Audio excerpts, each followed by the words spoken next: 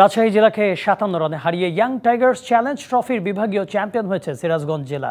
সিরাজগঞ্জের দেয়া ১৬৩ রানের টার্গেটে ব্যাট করতে নেমে মাত্র ১০৫ রানেই গুটিয়ে গেছে রাজশাহী। ইয়াং টাইগার্স চ্যালেঞ্জ ট্রফির ফাইনালে সিরাজগঞ্জ ইতিহাস গড়ে। টস হেরে ব্যাট করতে নেমে সিরাজগঞ্জ তোলে ১৬২ রান, খায়রুল আমিন করেন ৩৫ রান। জবাবে রাজশাহী ওপেনার জিলান ইসলাম ৪৯ রানে আউট হলে দাঁড়াতে পারেননি রাজশাহীর আর কোনো ব্যাটার। মাত্র ১০৫ রানে গুটিয়ে যায় দলটি। সিরাজগঞ্জের হয়ে বকশী শেখ নেন ৩টি উইকেট। খায়রুল আমিন ম্যাচ সেরা নির্বাচিত হন।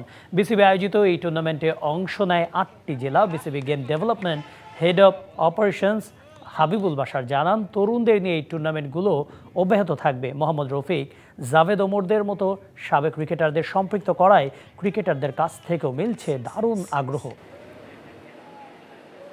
এই প্রজেক্টে যেইটা আমরা একটা বাড়তি যোগ করেছিলাম, যেখানে মোহাম্মদ রফিকের মধ্যে খেলোয়াড় এসছেন, জাভেদ ওমর এসছেন, আমাদের শাহেদ মাহমুদ লেগ স্পিনার হিসেবে কাজ করেছেন। মোহাম্মদ রফিকের মধ্যে ক্রিকেটার যখন কাজ করেন বাচ্চাদের সাথে, জাভেদ ওমর মধ্যে ক্রিকেটার যখন বাচ্চাদের সাথে কথা বলেন সেটা তাদেরকে অনেক ইন্সপায়ার করে এবং টেকনিকের দিকটা নিয়েও তারা কাজ করেছেন। I think this is a significant thing happens in this tournament এবং দিন শেষে আমার মনে হয় বাচ্চারা উপকৃত হয়েছে।